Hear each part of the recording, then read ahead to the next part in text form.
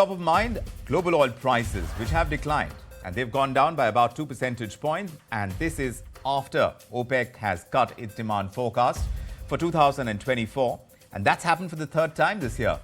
Now, OPEC is expecting oil demand to grow by 1.9 million barrels per day in the year 2024, which means it's down from 2 million barrels per day in the previous forecast. So they've clearly slashed forecasts. Additionally, the soft demand from China, which, remember, is the world's largest oil importer, that's weighing on oil prices clearly, and clearly on global oil demand as well from OPEC's perspective. Let's get further insight to where these prices of oil could head now that OPEC's forecast for oil demand is being slashed consistently. And for that, Geoff Dennis is joining us. He's an independent emerging markets commentator. Geoff, always good to have you on the show and get your perspective. This time we're talking about crude oil prices. How significant, Geoff, is this downward revision on global oil demand that we've seen from OPEC consistently?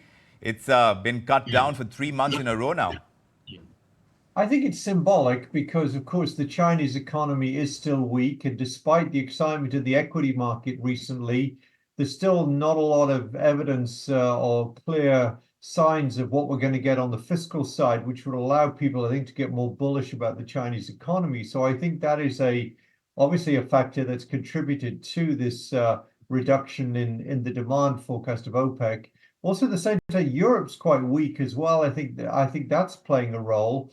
And don't forget also that Saudi Arabia not long ago kind of gave up on their $100 price target for oil, and I think that is tending to keep prices under control, as well as therefore accepting that you're not going to get a big demand increase that pushes oil prices up to that level. Now, having said all of that, these are pretty small adjustments. We're still talking about a nice increase of as you say, just under 2 million barrels a day in 2024 demand. That's the forecast currently, and 1.6 million barrels per day in 2025. That's still a nice increase around the, my math is right here, around the 1.5% to 2% level per annum. And I think that's, still shows the oil market is growing. The final point I'll make is, in the introduction here, is that we've seen Brent for the last 6 weeks or so trading between 70 and 80.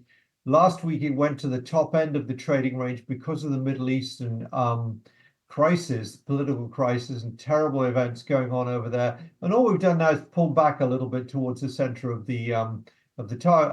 this trading range. So I'm not going to get all that upset about this. I think it's a logical move given all these factors. Talking about these factors, like you said, this could be fairly symbolic, but the biggest uncertainties at play seem to be what's going to shape Chinese demand. And the kind of demand outlook is weighed by what China is going to need in times to come. Also, a major part of it is the shift to cleaner energy. Apart from these, which are the major factors at play, at least in the long term, that would make crude oil prices move?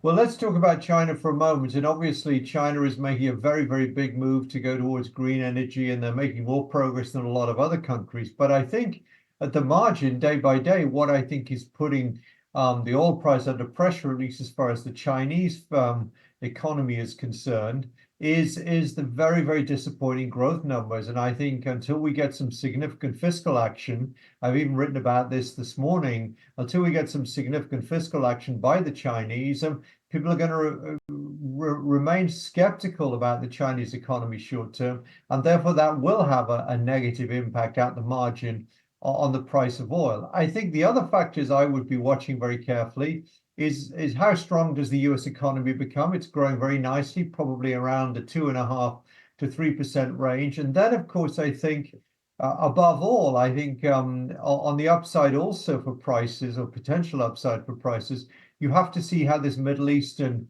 crisis plays out, because in the event that Israel strikes the oil facilities in Iran, I'm not saying they will, but were they to do that, that will reduce the output coming from Iran, which is a major exporter currently, and that would tend to put a bit of a floor under the oil price. So I see right now there being economic factors both on the push and pull side. China's weak, Europe's weak, US is pretty good.